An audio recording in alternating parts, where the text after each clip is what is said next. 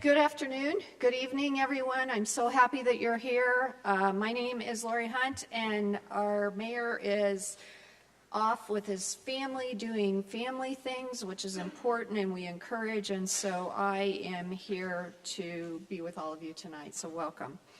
Roll call, please. Councilmember Leyva? Here. Councilmember Greer? Here. Councilmember Dickinson? Here. Councilmember Schumacher? Present. Vice Mayor Hunt? Here. We have a quorum. My favorite man of God, Jerry Ferguson, you will lead us in the invocation and the Pledge of Allegiance. Please stand.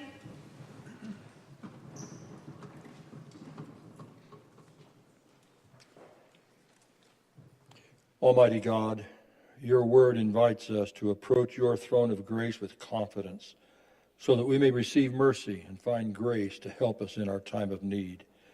Your word also instructs us to number our days that we may gain a heart of wisdom. Your word also says if any of you lacks wisdom, you should ask God, who gives generously to all without finding fault, and it will be given to you. Heavenly Father, as we convene this town council meeting, we ask for your wisdom, your mercy, and grace in the issues that will be discussed and acted upon tonight.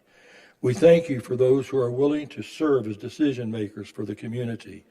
We thank you also for those who work behind the scenes to do the details in preparation for the decisions to be made.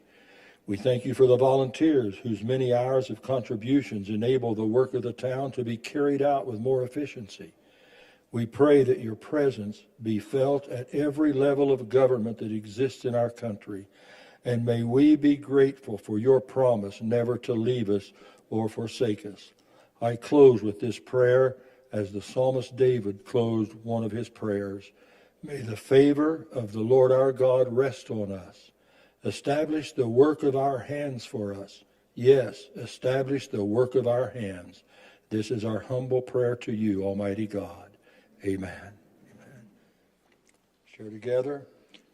I pledge allegiance to the flag of the United States of America and to the republic for which it stands, one nation, under God, indivisible, with liberty and justice for all.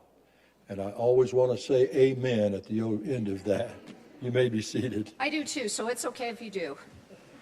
Okay, I have a couple proclamations. The first one is Library Card Sign-Up Month. And Bobby, are you going to accept this on behalf of your department? Please join me. Whereas libraries are essential for the education and development of children, offering everything from preschool story times to college and career planning resources for high school students, nurturing literacy and love for reading. Whereas libraries provide welcoming and inclusive spaces where individuals from all backgrounds can learn and connect, bridging cultural, ethnic, generational, and economic divides and strengthening the social fabric of their communities. Whereas libraries are committed to creating and maintaining diverse programs and collections that reflect the communities they serve, ensuring equitable access for all. Whereas libraries assist people of all ages in navigating life's complexities, offering access to research, information, and government services that enhance productivity and fulfillment. Whereas libraries boost the local economy by providing critical access to technology and training for job seekers, entrepreneurs, and students. Whereas during times of crisis, libraries and their staff play a vital role in supporting communities, both in person and virtually. Whereas the shared resources provided by libraries help households save money, conserve resources, and reduce waste, offering a simple way to make a positive impact. Whereas a library card ignites creativity and empowers individuals to explore new interests and pursue lifelong learning. Whereas libraries uphold democracy by promoting civic engagement and the free exchange of information and ideas for all. Therefore, be it resolved that I, Mayor Kelpaguda, proclaim September as Library Card Sign-Up Month in the town of Prescott Valley and encourage everyone to sign up for a library card today. Thank you.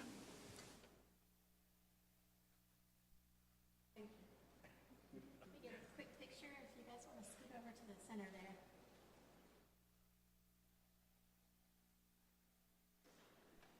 All right. Thank you.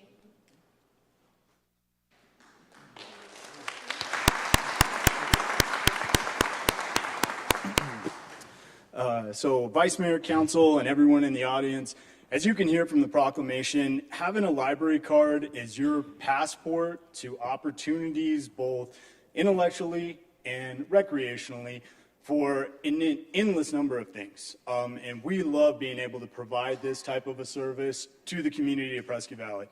Before I steal too much of her thunder, Jocelyn has a few other remarks, a few things about the library, so I'll turn it over to her. We hope everyone here has a library card already, but if you don't, let me tell you about the value of having one. Library cards give our community access to over 1 million physical books, movies, music, and much more located in libraries throughout this county. Over 90,000 of those items are housed here in the Prescott Valley Public Library. Patrons also have access to over 60,000 electronic books, audiobooks, and magazines using the Libby app. The library provides our community access to Wi-Fi hotspot devices, Chromebooks, puzzles, seeds, and culture passes, which give free admission to museums throughout the state of Arizona. We also have fun learning kits for all ages, such as adventure backpacks, citizen science kits, STEAM kits, and brain boxes. For the month of September, the first 75 people who sign up for a new library card will get an Adventure Begins at Your Library swag bag and will be entered into a raffle for a Friends of the Prescott Valley Public Library tote bag.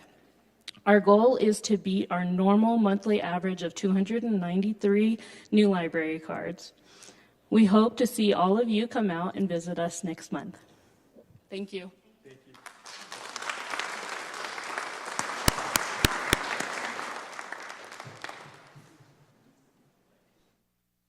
Okay, and our next proclamation is the Healing Fields of Northern Arizona Patriot Week, September 7th to the 13th, 2024. If you'll join me up here, please. Whereas from the tragedy of September 11, 2001, a new spirit has arisen, a stronger sense of family, community, brotherhood, and patriotism, and we have come together as Americans. And whereas America is fully committed to ensuring our freedoms remain unfettered and sovereign for all generations now and forever. And whereas we wish to honor and remember all those who lost their lives and who have demonstrated the ultimate sacrifice for their country. And whereas we wish to honor and pay tribute to the men, women, and families who were affected in our town, as well as those who work so diligently to help our people recover. And whereas commencing September 7th, with the placement of the flags of the Prescott Valley Healing Fields of Northern Arizona, and with the commemoration of the tragic events of September 11, 2001, we joined the entire nation in the recognition of Patriot Day, September 11, 2024, to remember and honor the invincible spirit of America and its heroes. Whereas this commemoration should be conducted each September 11 throughout the land to include the promotion of global peace and goodwill, the advancement of patriotism and love of country, and the remembrance of those innocent victims who died September 11 as heroes, one and all. Now therefore, I, Kelpa Gooden, Mayor of the town of Prescott Valley, do hereby proclaim September 7 through the 13th as Patriot Week. Thank you.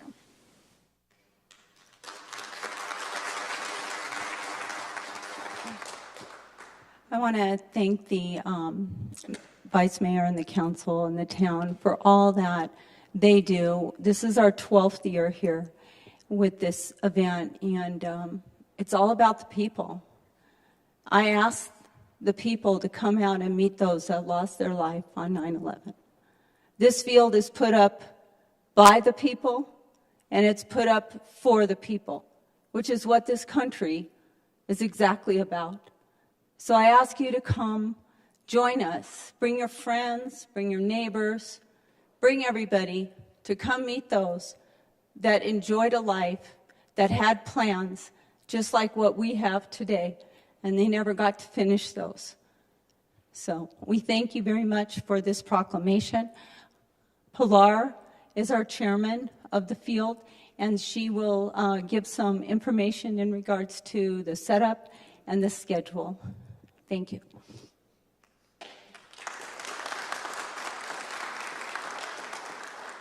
Well, we're so excited to see so many wonderful faces out here that I know we see at the Healing Field every year. And we definitely need your help again this year. So September 6th is a Friday. The flags are going up. If you want to come to the field at 6:45 a.m., we start at 7. We have during Patriot Week. We have our blessing at the field on Saturday the 7th at 9:30 a.m. We have our 9/11 Patriot Day ceremony at 6 p.m. on 9/11. And then the flags will be coming down on Saturday, September 14th. If you'd like to volunteer, just go straight to our website, which is healingfieldpv.com. Thank you.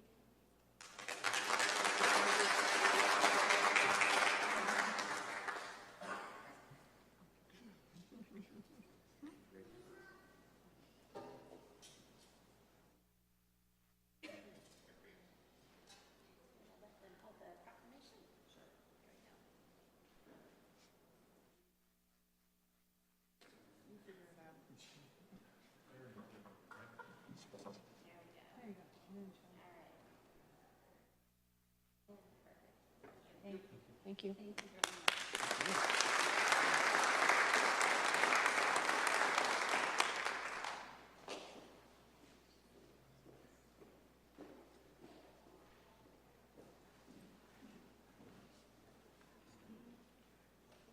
Okay, at this time, we're going to move on to agenda item number 4, call to the public.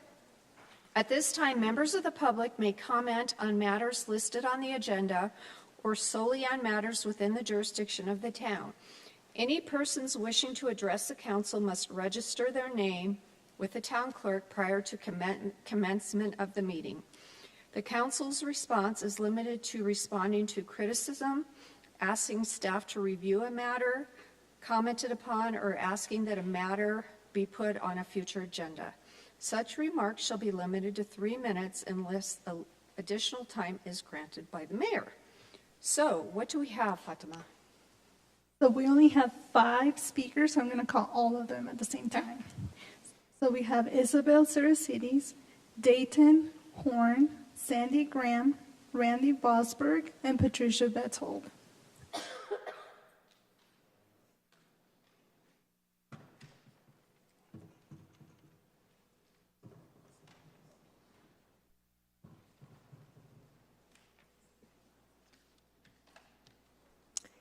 Isabel Cerecedes, 14-year resident, Vice Mayor and Council.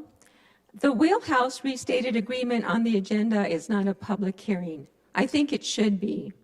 3 years ago, when the vote to buy the Coors building was passed, of those seated, only Councilwoman Dickinson had the foresight and astuteness to see what a bad decision it was to buy the dilapidated building.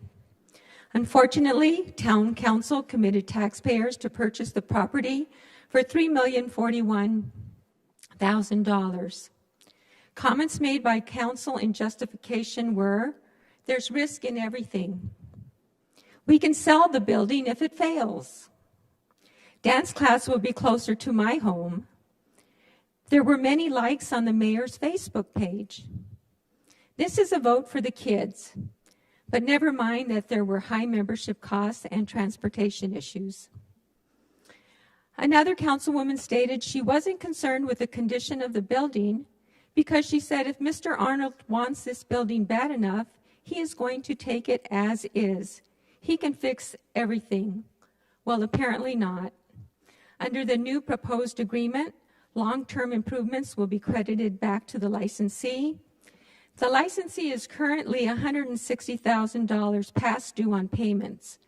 In the existing contract, it is estimated he would owe another $154,000 in year 4 and $160,000 in year 5. The new amended agreement reduces his obligation to only $96,000 annually, but he will still be about $120,000 past due. This is a breach of contract and payments are not being made as scheduled. So what did the town propose? You proposed to reduce payments and obligations to the licensee. The town has not received revenue from naming rights or tournament fees. Now the town removes that component, and the town is adding a fee credit for long-term capital improvements. This was a sweet buddy deal. Council needs to stop using the "it's for the kids" as justification for every bad decision. We all love our kids in this community, and we want them to thrive and have a safe, good environment. However, I ask you, who is the adult in the room? As the adult, you have a fiduciary duty to the public in making good decisions and use of taxpayer funds. This was an all-around bad decision based on a whim. Where is the money coming from for all these investments in our youth and infrastructure that will be neglected in order to pay for and maintain the wheelhouse along with the YMCA construction, the entertainment center, and the Boys and Girls Club? I ask you to hold the licensee to the original agreement. Thank you. Thank you.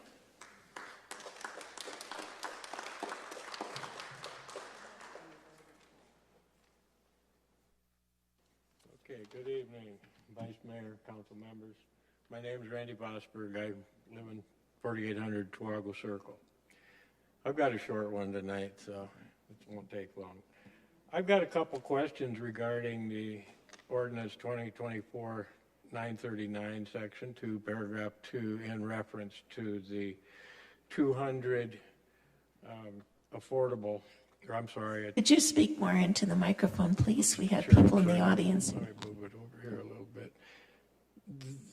Yeah, the workforce units. That's in reference for the 200 workforce units that may be located outside of the development, and they shall not count towards the total unit count of Lakeshore 650.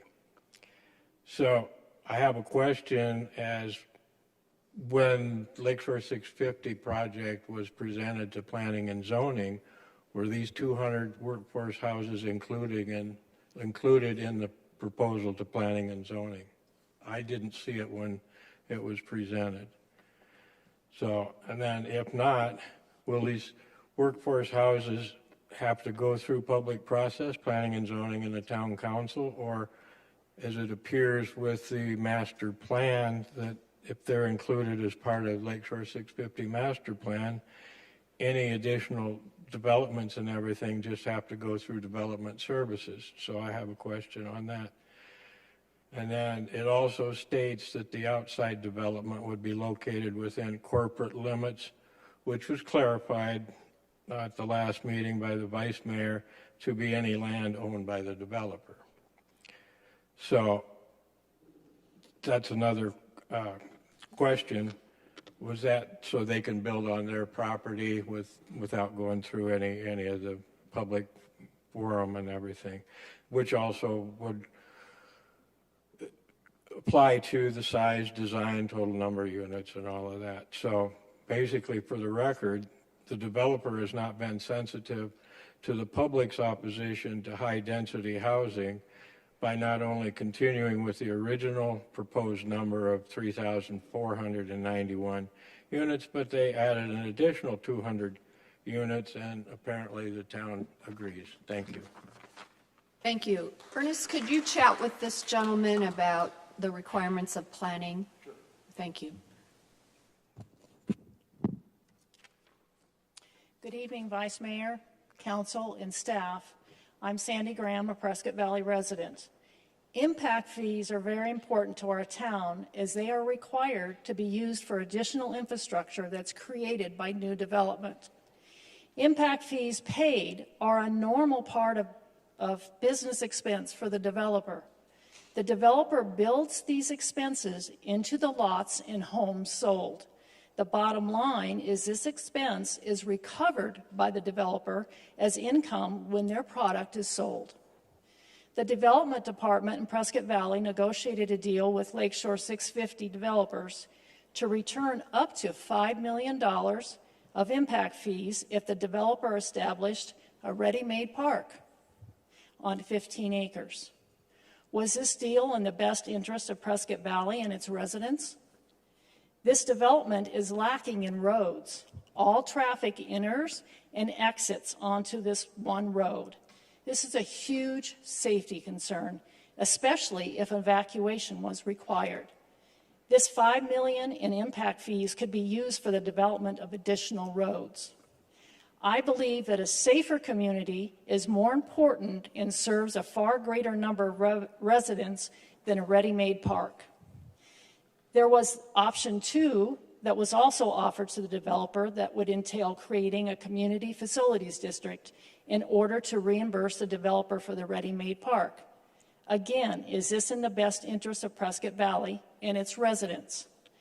I requested information regarding the reimbursement in an email to Donna Kennedy, Director of Development Services, on June 18, 2024. When receiving no response, I followed up twice in July. The reply I received was that the town attorney and other staff members needed to approve communications. To date, I haven't received an answer to my inquiry. One would question, is the town of Prescott Valley being transparent with those they represent and work for? And are they working for the developer or the residents?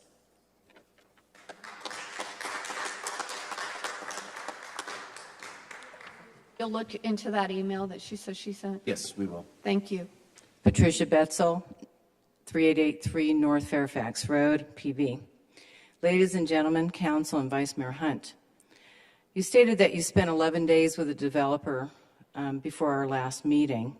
Our town staff and our lawyer negotiating on the town's behalf.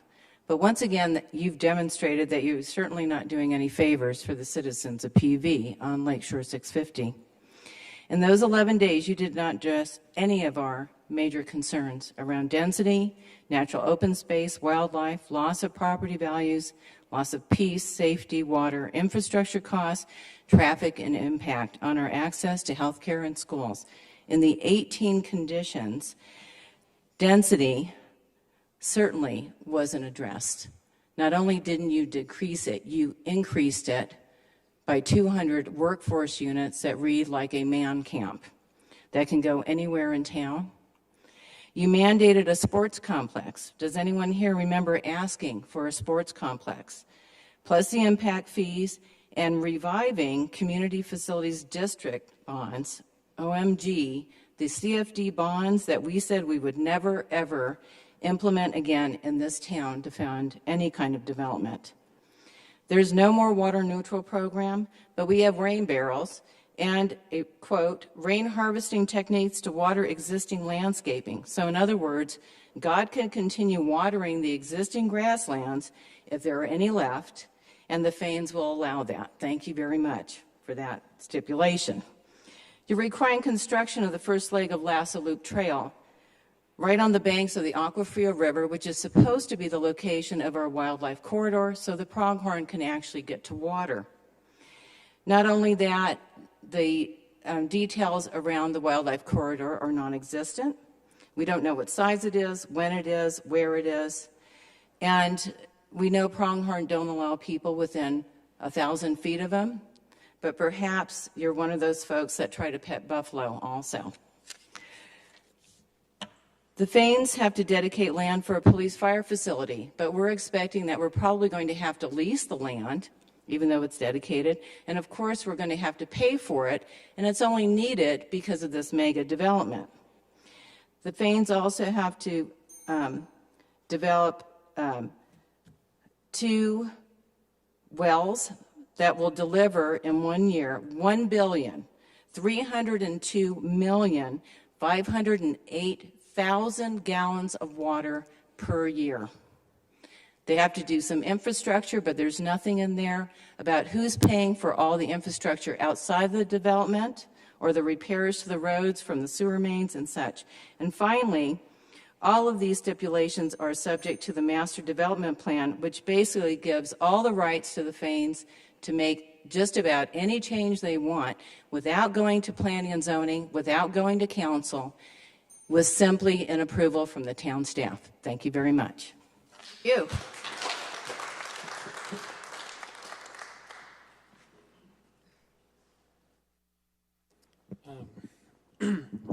Good evening, ladies and gentlemen. My name is Dayton Horn, and I'm honored to stand before you tonight.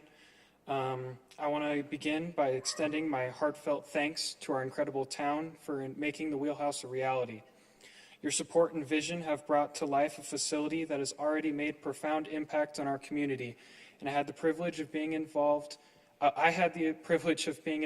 in the construction of the Wheelhouse, and I continue to be an active participant in its activities.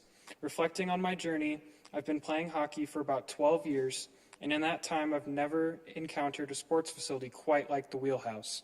Its amenities and welcoming environment truly set it apart. The Wheelhouse isn't just a place where we come to play, it's a space where we build friendships, push our limits, and grow as individuals. I can honestly say that the Wheelhouse has played a significant role in the shaping of my life, and I find myself wishing it had been around even earlier. Thank you for all your dedication to making this facility the extraordinary place it is. It's clear that the Wheelhouse isn't just a building, it's a testament to what we can achieve when we come together as a community. Here's to many more years of shared experience, growth, and success. Thank you.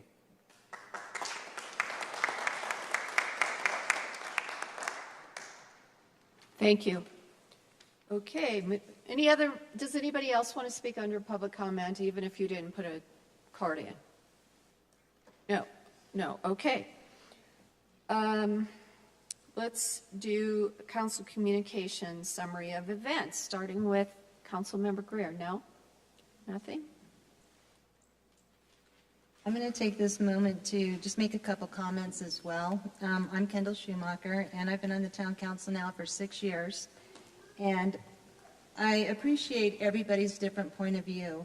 It doesn't mean that we all share the same point of view, and that's okay as well. I've been quoted tonight as saying something that's a little bit off again, and I appreciate the comments from you, Isabel, about somebody standing up and saying no when they maybe have that belief.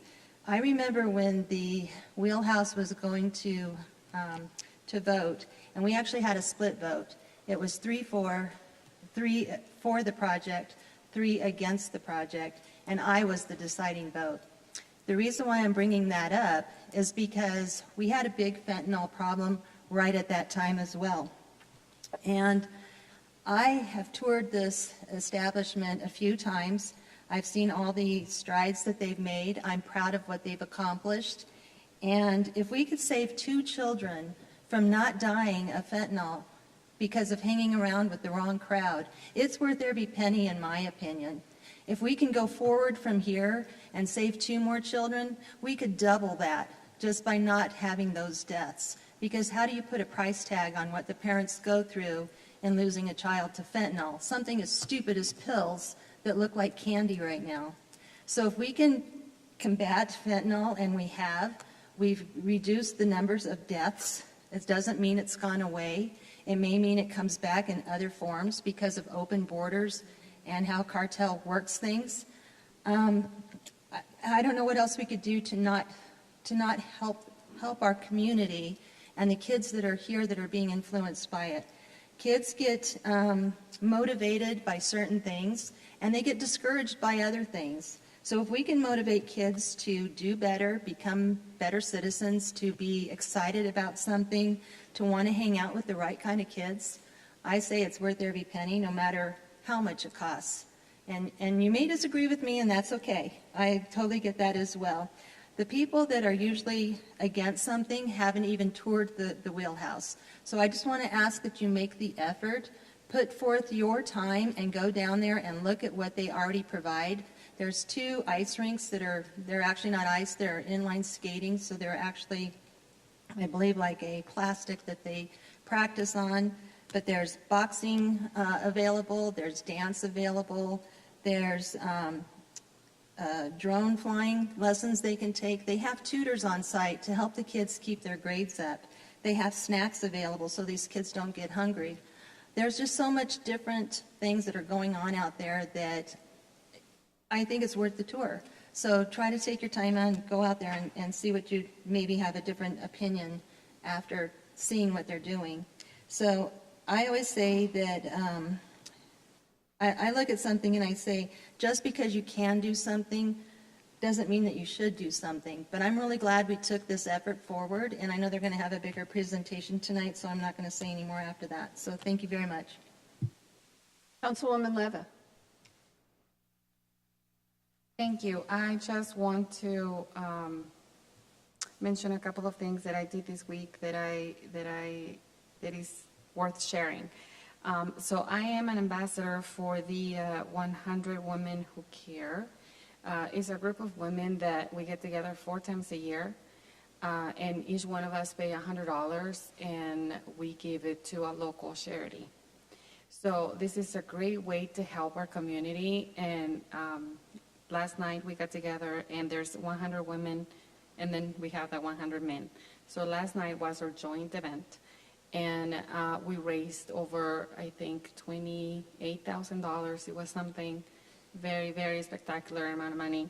And we gave it to 3 different charities. So, guys, if you are interested on more information on this, please reach out and be a part of something that means a lot to the community, because these charities really need the funds. So maybe $100 can do a lot, but if we all put it together, they can really make a difference. So very proud of being a part of that organization.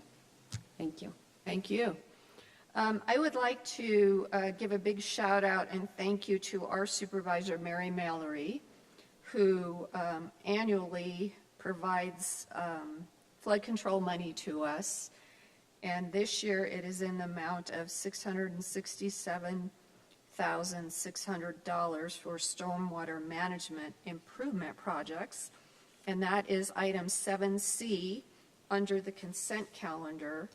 And because it is a huge thing, I wanted to call everyone's attention to it and also announce that today is the beginning of pumpkin season at Starbucks. So it is a huge day for a lot of people, and I just want you to know that we do have a Starbucks here locally on Glassford Hill, and we hope you frequent them for pumpkin. Okay, manager's report. Thank you, Vice Mayor, members of the council. 2 things. We had our first kickoff meeting with a few representatives from the Bradshaw Mountain High School Student Council. We'll be scheduling the next meeting, hopefully with council, to be able to have some engagement. But the students are very excited to be working with us throughout this next year as part of their academic program.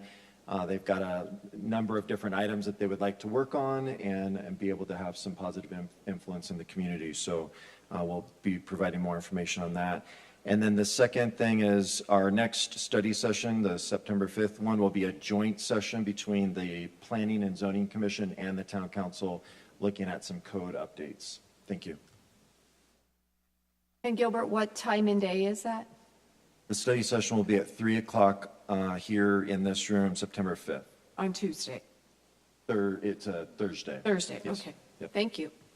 And it's open to the public. Okay, so let's start new business, number 8. You want to move on to consent agenda? I'm sorry? Consent agenda, if you want to approve. Oh, shoot. Okay, sorry about that.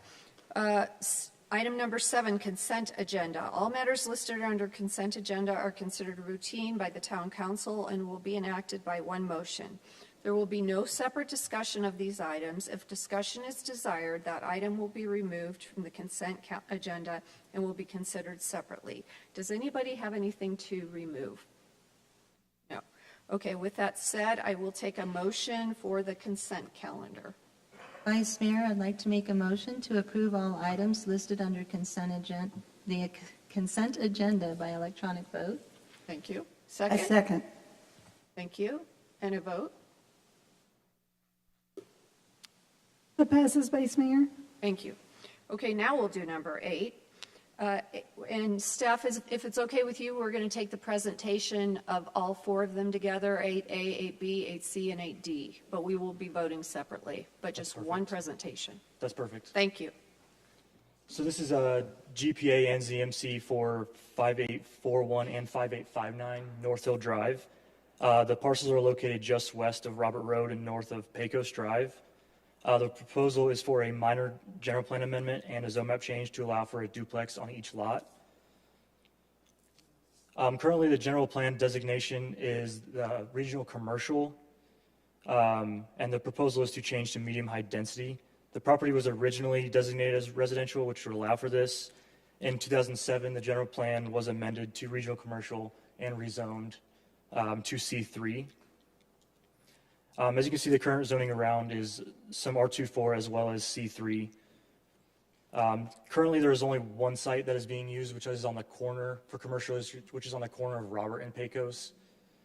This is kind of the floodplain and floodway of that area, as a lot of these properties are sort of unusable. And then quickly, this is a concept plan for 5841 North Hill Drive, and the applicant, and actually we're going to stipulate that they put a block wall on all sides of both properties here, especially for the noise across Pecos. And then this is just a quick elevation. And then also, I believe the applicant has something on this as well that he would like to speak of. If you would, Planning and Zoning Commission did recommend approval for this. So Luis, if you'd like to speak as well on this.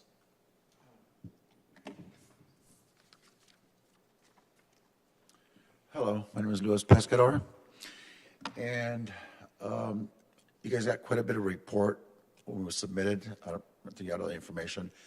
We just think that, it's definitely going to help residents with control some of the rent. The reports I've seen, when we're researching it, all the new developments are like $1,000 more for rentals, apartments. This project, I was researching it, and all the mostly, that type of duplex, they're like in the $1,800 range. So I think it helps maintain that medium level rent control. And this site's been empty for 17 years, and it doesn't, lend itself to any other kind of construction, especially commercial, because of the size of the lots. And especially one of the lots, it's like half of it has a big major drop in it. So, we hopefully, we wish that council would consider, our proposal and approve it. Anything else you want to say? But we're definitely okay with doing the block wall around the perimeter. I think, it's definitely going to help the area.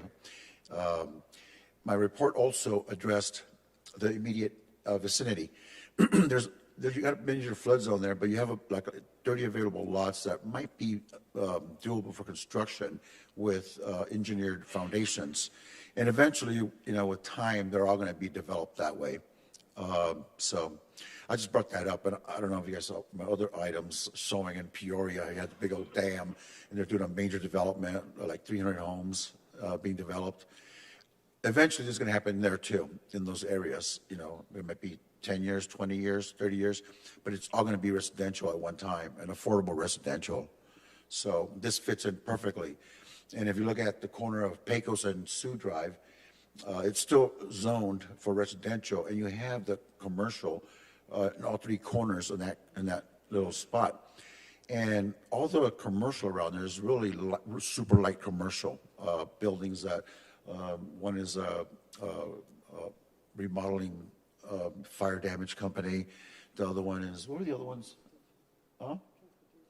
Yeah, transportation, a dish company. So they're all super minor, on our side of the street. Real light commercial companies that I don't think that they get, are detrimental to each other. One of the items I want to bring up too is I also researched we had a couple of objections, and I want to bring that up, that they might complain because of the noise or, other issues. And I looked up you have a police report that says that there's been no complaints in the last 3 years of any, sort of disturbances like that. That's from all the major, like Tony's Bar, down the street. So I just wanted to bring that up too. Do you have any questions for me? I'm not sure what else to say. Questions for the applicant? I know that usually when somebody's starting a business, they'll try to take residential and make it become commercial. This is the opposite. You're taking commercial and wanting to make it be residential. Is there any opportunity for you to continue it with commercial and build a commercial project there and find the project that you're wanting to do with the duplex in a more residential setting area that's already? Well, I'd have to look, obviously, for other parcels, which are, hard to find. And it's dollars and cents also, when you look at that issue. If you want to look for a parcel that's for duplex, like non-flood area, non-commercial, it's probably going to be like in the $120,000, $130,000 range right now, the way I saw some of the available properties, which, well, actually, they're not available, but they sold a while back. This property was $80,000 a lot. And, well, first of all, I can't build anything that's commercial. It's 80, and the frontage is 80 feet lot. The depth's like 100. It doesn't support any kind of parking or building, especially the one closest to the flood area, because you're losing half the land because it drops off real sharply. Now, what I plan on doing there is, building a berm, a wall there, a foundation, fill it in enough to, make it work for a duplex, which a duplex you manipulate, you make it skinnier, higher, And it doesn't support any kind of commercial, especially, the parking. That's why it's been sitting there for 17 years. Nobody is going to do anything with it. And I think, by developing it, we're helping the community, because when we walk the neighborhood, asking people, will they support something like that? And everybody was, definitely for it. Some people are getting evicted. They're all telling us what they're paying in the neighborhood, like $2,600 for, 2 or 3 bedrooms. And that property is going to go for around $1,800. So you can see the big differential there. And then after, about the 4th day, we stopped walking around, because every time we went out, we probably got about 30 signatures, but then that was like hours, because you're sitting there like 30 minutes talking to somebody. You start getting, into the conversation and said, thank you, and then you want to run off and go to the next one, but you can't do that. So after about 4 days, we said, that's enough. Everybody supports it. Businesses that we approach, they're all for it, for their employees, for affordable housing.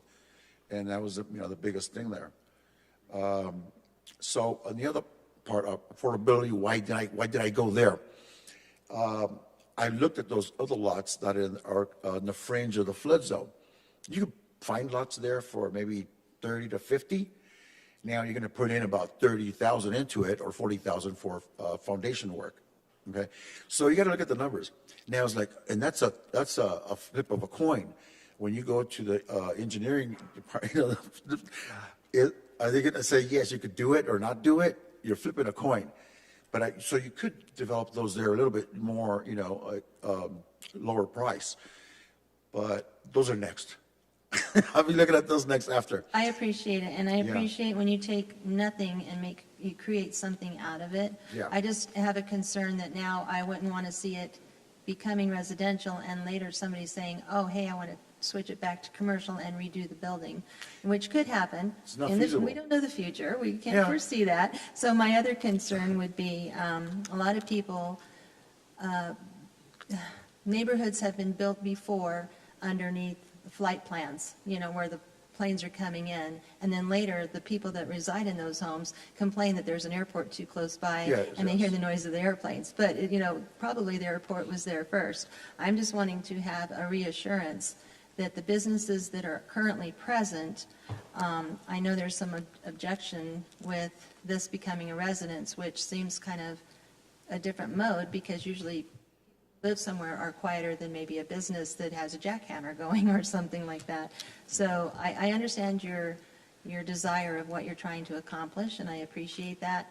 I'm just wanting to make sure that it doesn't come back at a later date, that whoever then lives there complains about all the businesses then around them. That's just my heartfelt. No, I understand.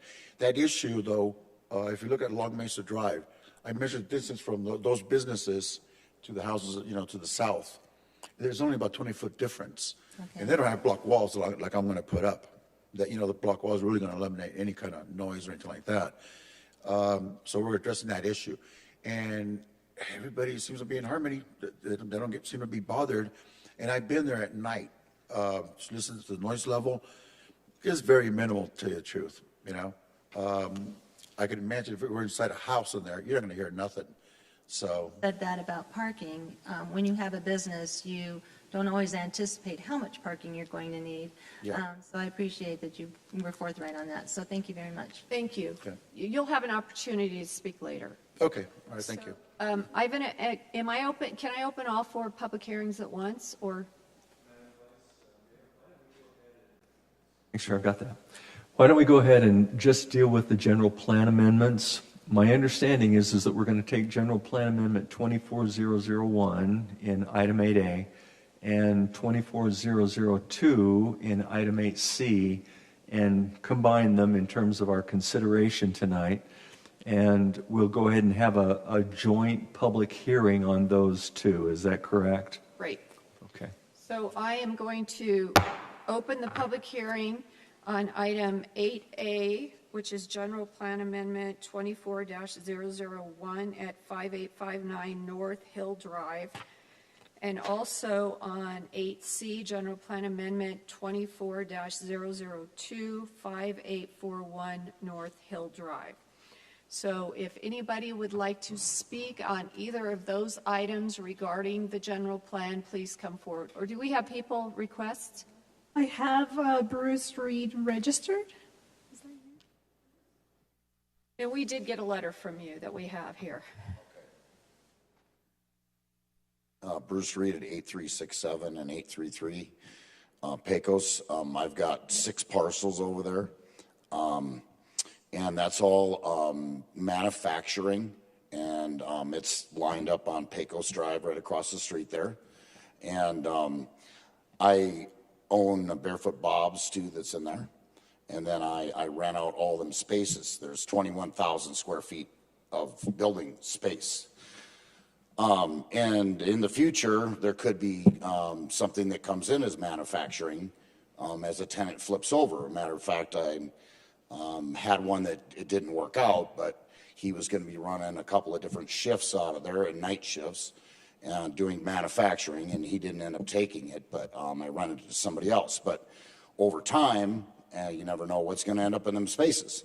They're 1-year leases, 2-year leases. There was a body shop in there with a paint booth. Now it's got rented out to a guitar that does guitars, and they've used the paint booth to spray guitars that they sell to music artists and stuff like that. And then with Barefoot Bob's, there was an issue that came up with the police department on the duplex that, not this duplex obviously because it's not there yet, but there's another one next to the Mexican restaurant they just went in. It used to be the Copper Pit over there, and then now it's a Mexican restaurant. And somehow that got rezoned, and the officer had came in and talked to one of my bartenders, and asked to turn the music down because there was a band in there. We run bands till 2 o'clock in the morning. Not all the time, but sometimes. And then we run big tournaments out of there and leagues out of there. And so the officer, we turned it down, and then he kept getting more complaints. And then I called him back, and he wouldn't respond to me. And it was about a month and a half. And he was getting calls every Thursday. He was getting calls every Friday. He was getting calls. So then he finally called me. And he said, Bruce, I never called you because he said, I've been investigating this situation and I wouldn't let any other officers take these calls because I wanted to make sure that there was not an issue. Like he wanted to make sure nobody else got involved with the police department. And I don't know why he didn't make a report on him, but I never got a ticket for it. And he said, I put a stop to it. He said, they're making up stories. They said their pictures were falling off the walls. He said, I'm military. The pictures can't fall off the walls because, there's not a bomb going off. It's music going. They were saying that when they came that we turned the music back up, and there was a couple times he never even did come, and the music never changed. And, so I don't know why there's not a report that he was there. But my biggest concern is it's a really commercial. There's a drive-through Mexican restaurant there that's going to be off the patios of this place, and it's going to be 2-story. All the sound from all of them businesses there. So Would anybody else like to speak in? So the other guy couldn't make it with Ramison. There was he owns a building, the third building. There's 3 buildings there. He could not make it tonight. There was a couple letters that got submitted to planning and zoning, and I expressed myself to planning and zoning. The same thing that I'm pretty much explaining to you guys. And there's with the setbacks, he was talking about a fence and a wall. There's going to be a 25-foot off of Pecos. He can't even put a wall, and he's 7 feet. So that's going to be a huge problem with the code stuff. There's going to be a bunch of code stuff that comes up on this property. I don't want to really get into that because that isn't really what this meeting is about, but there's going to be stuff that's going to come up. If you put up fences, you can't be off the street like that. You got to be back from the streets. And then there's setbacks on this property too. The city owns part of Hill and part of Pecos before his property even starts. Held right of way. We thank you so much for your comments. You're very welcome. Okay, anybody else? Okay, I am going to close the public hearing on the 2 general plan amendments and bring it back to council for some discussion. Do you need to hear from the applicant anymore? No? No? Okay. Okay, so let's have some discussion or comments. No? I have some questions for planning. Can you pull the zoning map up again, please?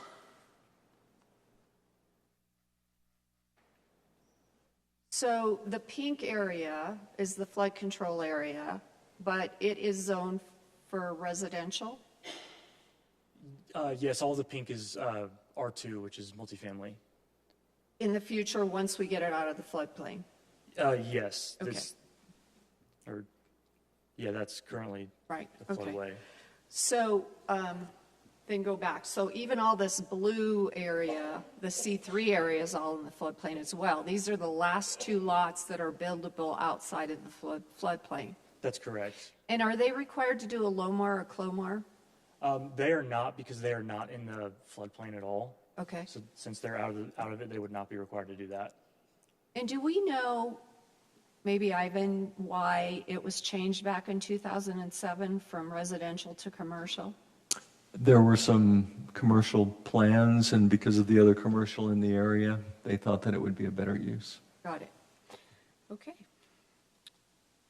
Okay, any other questions? I have some comments. Okay, great. So I just want to make a comment prior to my comments. I was accused of this meeting being fixed, and that our council members here are corrupt when it comes to our voting. And I want you to know that this meeting is not fixed. None of our meetings have been fixed, and it is something that we take to heart. We study our materials. I, for one, do my due diligence when it comes to reading the agenda packets. I watch the planning and zoning meetings. I visit the sites in question, make calls to staff if necessary, study the packets sent to me with reference to each of the projects. I confer with 1 or 2 others and make up my own mind about the projects that come before us. I am not in the pocket of the developers or the builders, nor do I make any money or take away any benefit from or for my vote. And I want that to be very clear. We consider the planning and zoning recommendations and the staff recommendations, if there are any, and again, we make up our own minds. In this case, I agree with Commissioner Arda Rutherford from their July 8th meeting that this is a very, quote, difficult property, unquote. She further comments that if it was appropriate for its zoned use, it would have been developed by now, surely. On the other hand, is it appropriate for living, unquote. I disagree with the fact that the current zoning would make it developed by now. if it was going to be. People sit on property for years for whatever reason, whether it is the market or opportunity, etc. I have some lots that I'm familiar with in the general area. I live just a few miles from this property that have been vacant for many, many years, as long as I've lived here, close to 30 years. This property, regardless of how it is zoned, is a challenge. It is so difficult that even the town staff has offered us no recommendation, which is highly unusual. I have visited the property a few times, including during a downpour, and have driven around it from all different angles, up and down and around to the surrounding streets as well. It is on a very narrow, tight, and steep road and is bordered by an embankment that backs up to a channel that has 4 large stormwater drainage pipes that run under Robert Road and feeds into the floodplain shown in the diagrams and is immediately adjacent to the property. Besides the 30-foot drop that is going to require being built up behind the duplex on Robert Road and Eric Berto's Mexican food restaurant on the corner of Robert Road and Pecos Drive, some reinforcement or retaining walls will probably be necessary to separate, reinforce, and protect the property from erosion from the potential excessive water in the channel leading to the floodplain and to Robert Road. And there are times when we have been very aware of flooding in our town, and right now we have a stormwater drainage ordinance that we have looked into to have our town studied, but I was over there today, and the flooding was pretty intense. Also, a comment was made at the Planning and Zoning meeting that there are other multifamily buildings in the area. Other than the duplex on Robert Road next to Eric Berto's, the next closest multifamily complex is several streets over on Fulton. The complex has been there over 30 plus years. And I'm familiar with that property, as in 1994 I had to drive down Fulton to get to the airport and back. We didn't have 89A as it is today. Another comment from Commissioner Rutherford referenced this project was, quote, "Whatever we do, there are reasons for it being wrong and reasons for it being right. So we are just going to have to fish or cut bait and decide which it is going to be." Her final comment was she would like more time to study the situation. She was not ready to vote and stated, quote, "We are not the last word, fortunately. Since we're not the last word, let's just clear the decks," and motioned it to be approved. In addition, Commissioner Laney abstained because she thought they needed to study it more. She commented she would have liked to have postponed the vote. They still voted, and it passed 4-1 with 2 commissioners absent, and it is before council today. The council has been put in this position before and has been highly criticized for voting differently than planning and zoning. This project is going to eventually cost the town money. First, North Hill Drive Road may be an issue as it may have to be resurfaced and widened, plus it dips down into the floodplain for a way to get out of the area. It is more like a multiple use path, not a 2-lane road. There is a comment in the builder's packet that said that no traffic impact study was necessary because the traffic is minimal. For a duplex, there is a possibility of at least 4 to 6 vehicles. There will be mail delivery boxes and a mail delivery vehicle, garbage pickup to consider, and possibly a school bus. This was zoned C3 for a reason. Considering the businesses surrounding the area and the number of trucks, forklifts, and noise generated from these businesses, this project does not appear to me to be a good fit for this area. While I was driving around today, there were a number of pickup trucks that I had to wait for entering the area at Robert Road and Pecos. These should be considered part of the TIS. Will there be a gutter in front of the property for rainwater runoff and snow plowing, as is the case for the residential streets in this area? Will a crosswalk be necessary for children and for people to walk their dogs, etc.? These questions should probably be resolved before coming to council for a vote. I feel this property should stay C3 and that we should either send it back to planning and zoning for more study and consideration, or table the motion until the new council can vote on it. Thank you. Thank you. Councilwoman Leyva. I do have a couple comments on this site. I own a few parcels off of Roundup myself since many, many years ago. And there's two buildings that I own, one that I run my company from, also that I've owned for a long, long time, and the other one is a venue. And we do get quite a few noise complaints.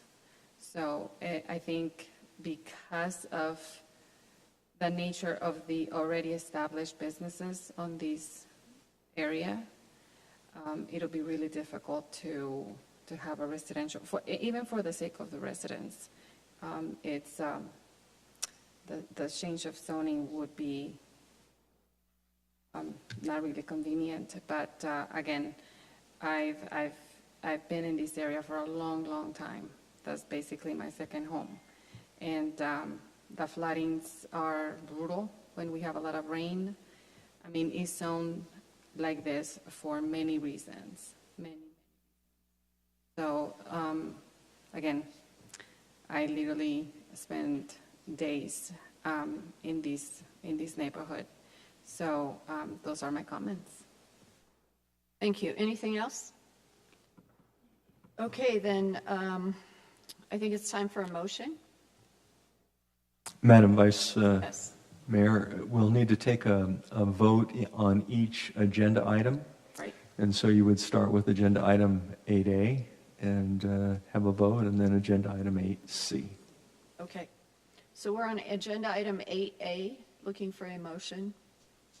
Vice Mayor, I'd like to make a motion to authorize the mayor to sign resolution number 2024-2385, approving general plan amendment GPA 24-001 from regional commercial to medium-high density residential for a duplex located at 5859 North Hill Drive by electronic vote. Do we have a second? I second.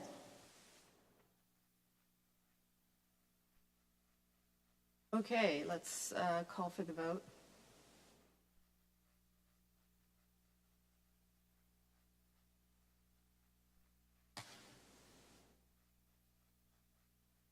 Vice Mayor Hunt, that did not pass. Thank you. Okay, we will now take item 8B, or 8C.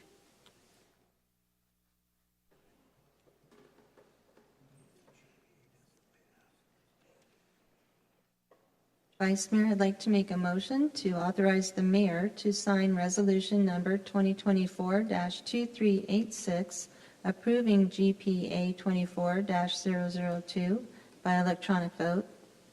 I second that.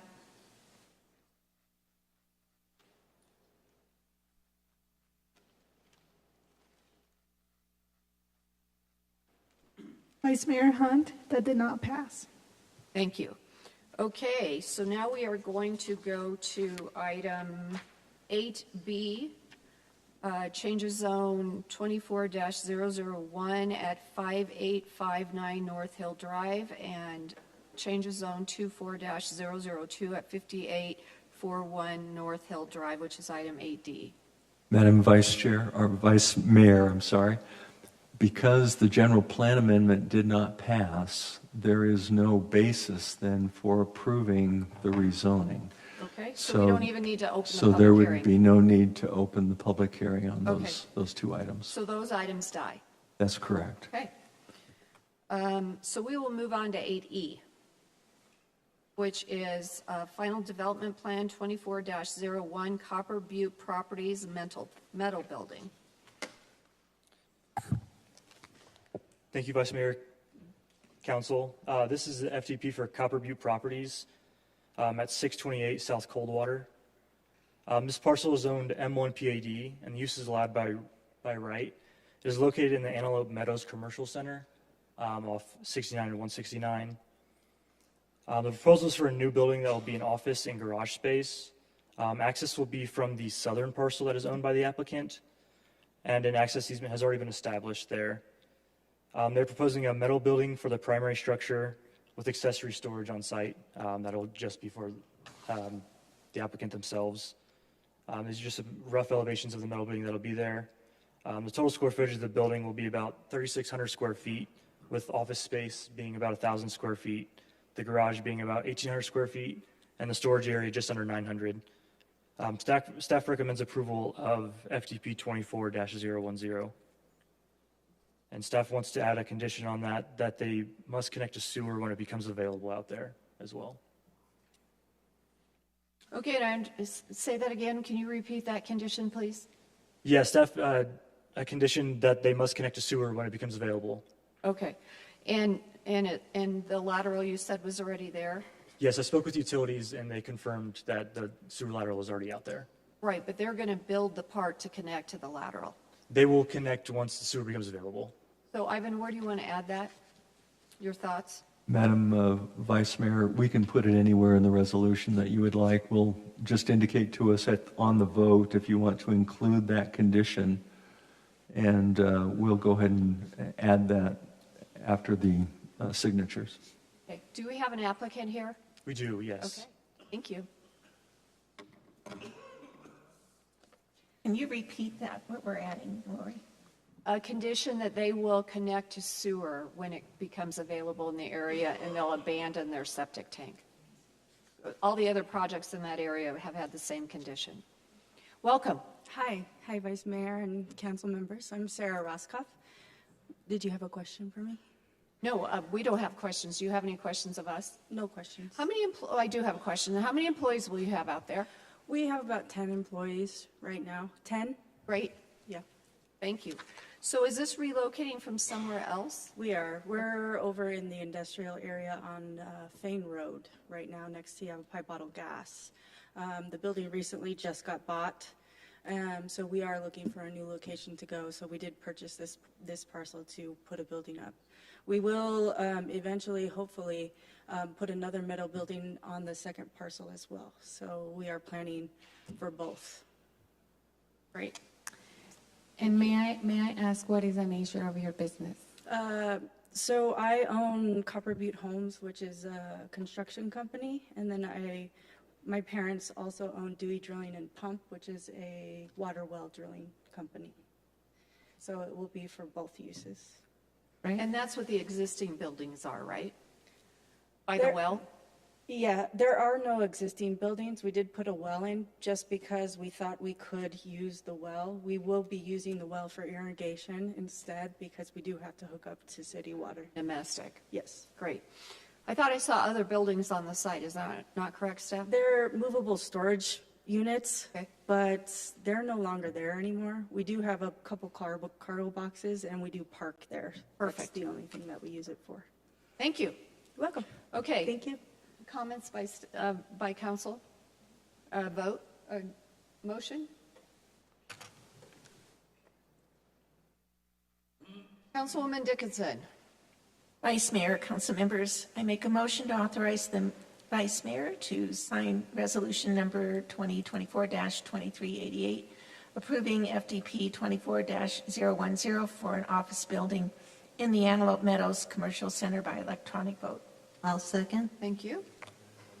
I'm sorry, and that motion includes the additional condition to be added to the resolution? To include the additional condition for the septic tank to be made, to be hooked up to the sewer once it is available.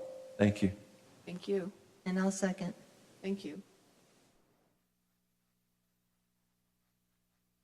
Okay, that passes. Mayor Hunt, that passes. Thank you. Okay, and now we have Item number 8F, Wheelhouse License Revision. Vice Mayor, council members, this is an item that we brought to you back in April. We're bringing it back to you for formal adoption. The changes we discussed in April are the same that we're presenting tonight. One of those is that we adjust the annual license payment to $96,000 per year. We may have been a little aggressive when we proposed those initial amounts. We had very few comparables for such a large building in an area that's zoned as public lands. So we are proposing to change that amount. To date, we've received approximately $178,000 in license payments from our licensee, including an $8,500 payment just about 2 weeks ago. Additionally, we will allow them to retain all revenues from naming rights and tournaments that they sponsor at the location. Additionally, we are proposing that they be allowed credits for permanent improvements that they're making to the facility. We have a similar agreement with Prevent Child Abuse. Prevent Child Abuse leases the old town hall site. They've made numerous improvements, added buildings to that site. They are also allowed to offset their lease payments to the town for the improvements on that site. So something very similar. We are also requiring the Wheelhouse to create a scholarship fund for youth that may not be able to afford membership or the events that are happening on site. Additionally, the town will be allowed representation on boards that govern the facility as well as user groups. Mr. Arnold is here tonight. He has an additional presentation on what's been happening out there. Following his presentation, I'd be happy to answer any questions you might have. Mr. Arnold, welcome. Thank you, Vice Mayor, and thank you, Ryan. I'd like to thank Dayton for his comments during the call to the public. He is one of our examples of the kids that have grown up within our programs, ultimately within the Wheelhouse, and he's starting flight school right now. And so we're very proud of the work that he has done. I just want to give you a quick update on a few key things related to the Wheelhouse since our meeting in April. A reminder for everybody who hasn't been out to visit and see what we've done. We started with a 60,000 square foot horse barn back in December of 21. And just recently, we completed paving of the road into the facility. When we first moved in, we chip sealed the road, but everybody in Prescott Valley knows how long that lasts. So it was finally time, and we were able to step up, and we've now paved that road, which benefits all of the town property there, the vacant parcels to the north as well as to the south, and it also benefits the large animal rescue that's operated by the county. Just a reminder of some of the different community events that we do host. We've brought back roller skating to Prescott Valley. We have monthly different events that take place where the public can come in and skate. We did a blood drive for one of our hockey players who suffered from cancer and has been in remission for some time, which we're very excited about. We had a really fun wrestling program that came in, good for all ages if you're into that kind of thing. And then we hosted a community group that wanted to have their community gathering in the facility. Am I hitting the wrong button? I am. There we go. Just to share with you, here's an example of some of the impacts that we are having in the community with the kids. The 16 and under runners-up at the tournament that was held here in May, about half those kids are residents of the town of Prescott Valley. And then up in the right corner, that's about the same. About half of the kids, maybe just under, were the state champions in their age division for just hockey.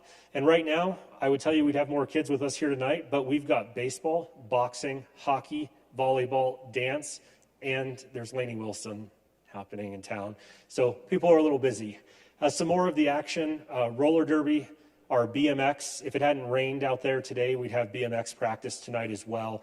That program has exploded and is serving kids throughout the Central Highlands, but a majority of our membership comes from Prescott Valley residents. Our RC track.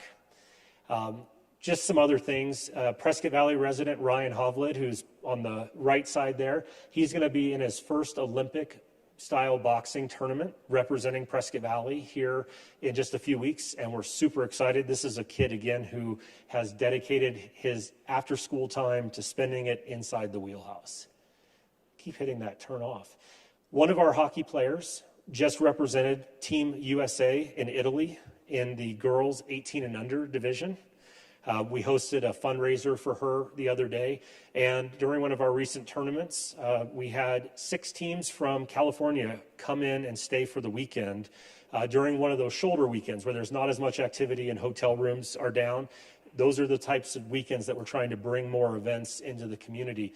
One of our basketball players was selected for a national camp. Pretty big deal. There's only 3 kids from the entire region that tried out and made it to the national camp. And then some of the reviews from some of our people that come in and visit. It has not been an easy road. It has been a challenge, but I can stand here today and tell you that we are not just more committed than ever, but we have proven that. While we've been working through this program and we've been adding different programs into different activities, answering what the community is looking for, we have stepped up. Our family has put $70,000 in the last year into the Wheelhouse. This is a not-for-profit organization. I do not get paid a salary. I volunteer 100% of my time. With us today, we have one of our incoming board of directors, Tony Hamer, who also donates 100% of his time and has for the last 8 months to this organization. And in large part because of his work, we have been able to successfully restructure our approach to the kids of the community and find better ways to operate and be able to accomplish big projects like paving the road and getting ready to pave the parking lot. I also have with us Jimmy Savellini, longtime family. The land just to the north of the Wheelhouse is where his family used to graze cattle. And Jimmy has been an integral part of our team now for 2+ years. He's been involved since the beginning, but he's become a day-to-day component of what we do. We are not in it for ourselves. This is something that is designed to live beyond us. September 1st, the management of the Wheelhouse will move from me and a board of advisors to a board of directors. We will have a president, a vice president, secretary, treasurer. We will have a representative from the town, as well as a representative of our user group that meets almost monthly. And that's open to all of the different people that use the Wheelhouse to talk about concerns, issues, what can we do better, how can we offer more to the community, and the town actively serves in that role today. So I'm excited with where we are. I'm excited with where we're going. And the changes that we're making to the agreement are to ensure sustainability. If I go get hit by a bus, luckily we don't have any, just small vans right now, right after this meeting, this will live on. And that is what we have always wanted it to be. And with that, I'm happy to answer any questions that you may have. Questions for Mr. Arnold? Just a comment. You guys are creating community. What you're doing there, it's so important for our community. Also, you're promoting tourism, exposure for our town, and impacting our local economy. So what you're doing is way more than just struggling to get it going. And thank you for that. Absolutely. Thank you for those comments. Can we go back to the, I saw there. So it looks like Mr. Ken May said roller hockey tournament with 43 teams. Can you tell us more about that? Yes, so we're very fortunate to host the IHAS Cactus Cup Series, which is a nonprofit tournament organization that runs tournaments throughout Arizona. And in May, right, Jimmy? Yep, May.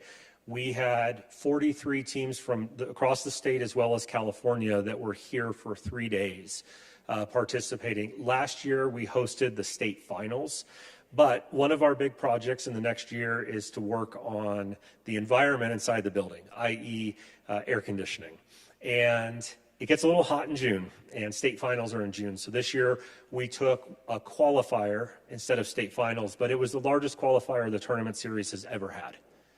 And it was a lot of fun.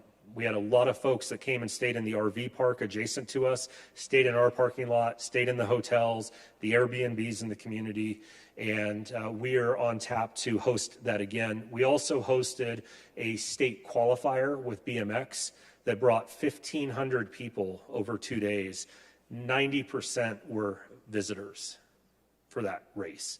And this coming weekend, or I'm sorry, over Labor Day weekend, we'll be hosting a regional race, which will be about 80% locals, and then we'll have some folks from North Phoenix, Show Low, and Flagstaff that'll come.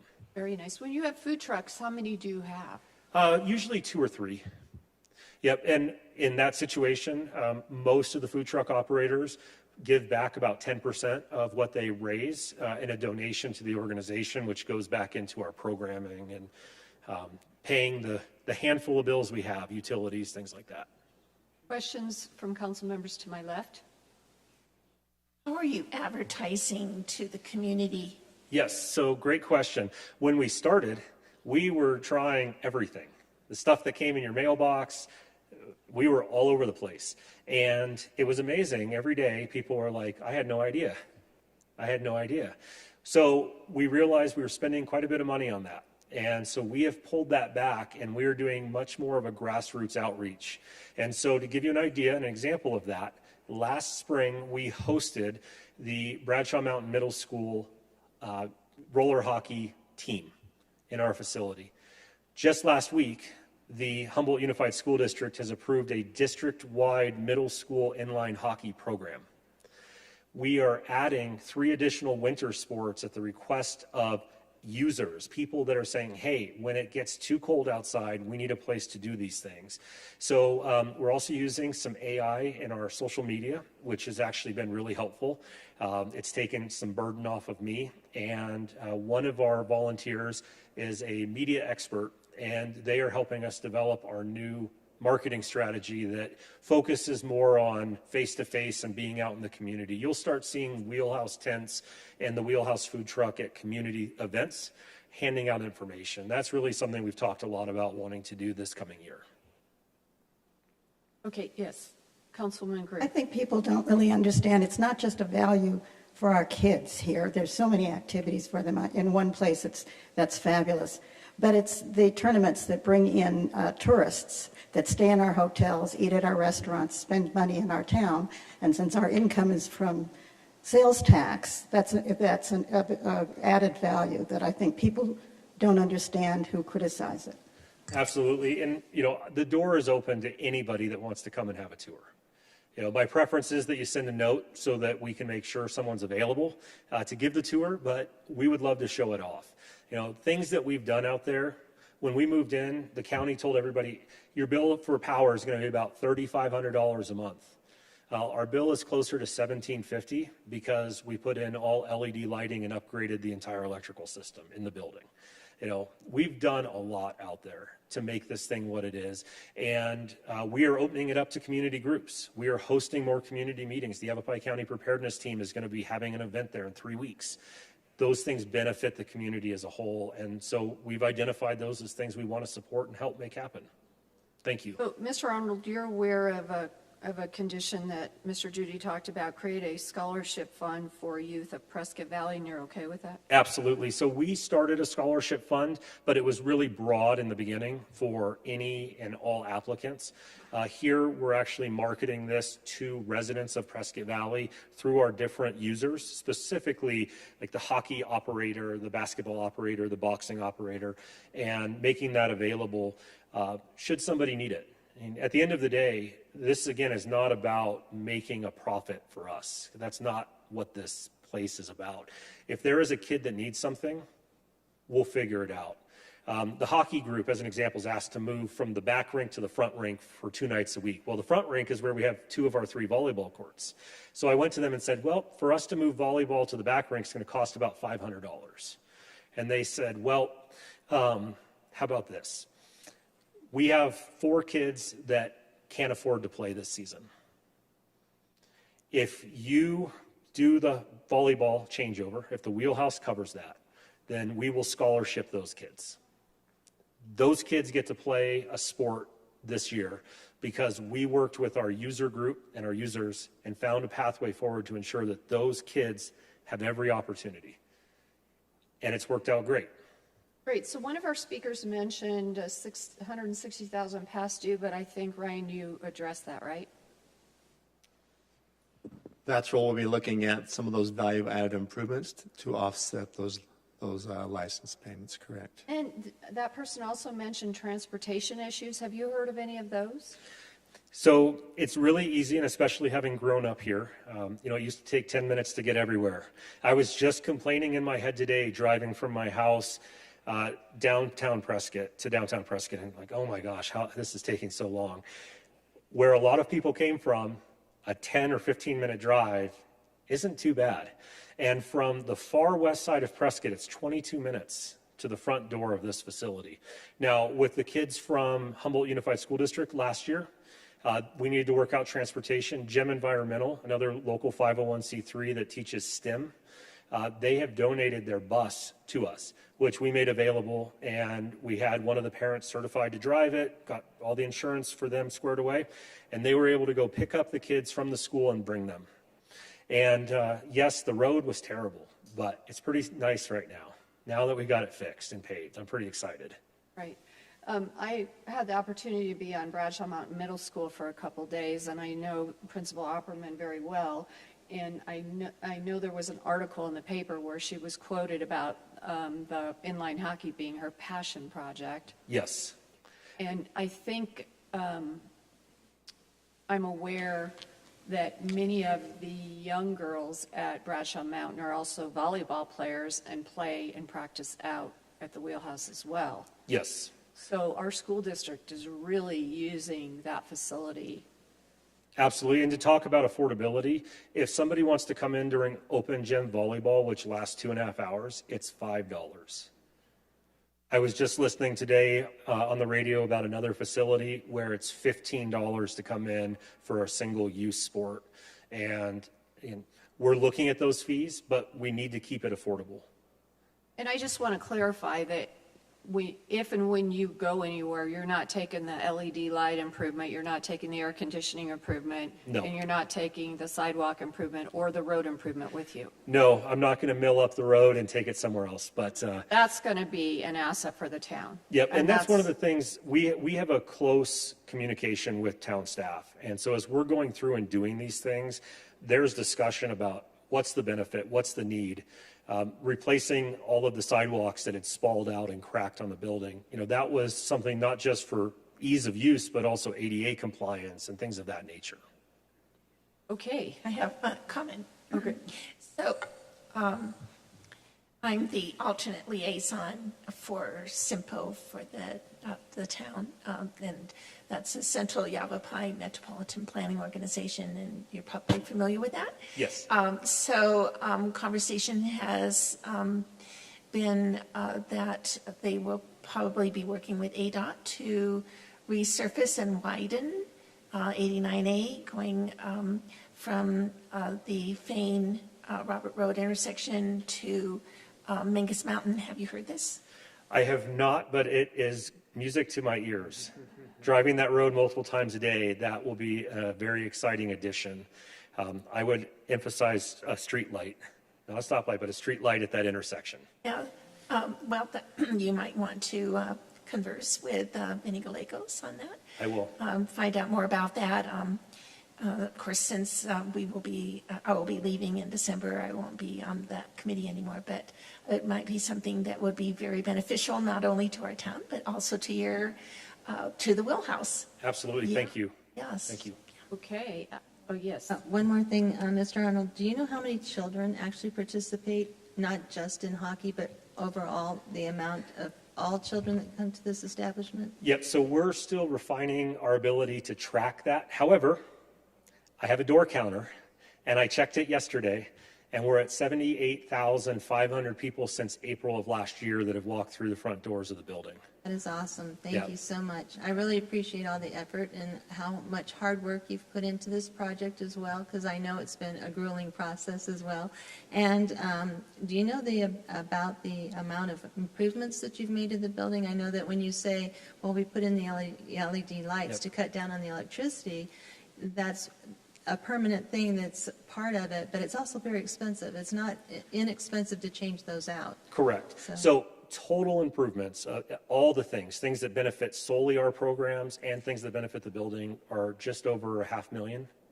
And we're probably in that 180,000 range of improvements that are specific to the building.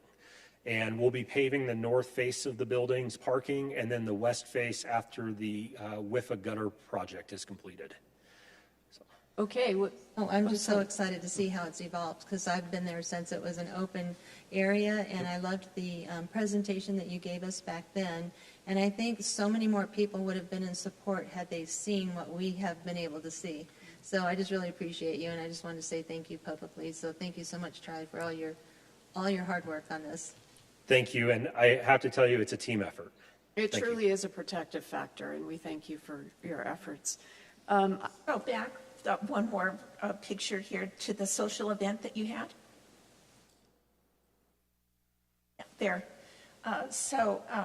Have you had any other social events other than just this one? I think I attended this one, and Yep. It was fantastic. You were at that one, and no, we haven't pushed as hard on them. And part of that was through the summer trying to deal with the heat in the building. But it's been identified by our incoming board of directors that this is an area that we really want to expand. The community meeting room that was on 89 or 69, and what was it, the spot? I think the event spot, which is unfortunately closing and changing, has eliminated a place for people to meet. Also, the Vibes in Prescott by the airport has been sold and is no longer providing places for people to meet.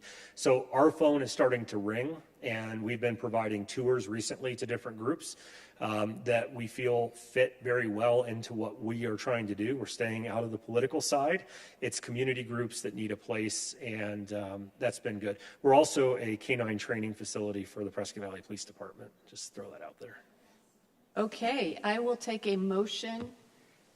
Vice Mayor, I'd like to make a motion to approve an amended and restated license agreement with SunWest HC Incorporated to operate a youth and adult sports complex at the Wheelhouse facility by electronic vote. Second that. Thank you. Vice Mayor Hunt, that passes. Okay, I need a motion on number 9. I'd like to make a motion to adjourn. Second. That passes, Mayor, Vice Mayor. Motion adjourned.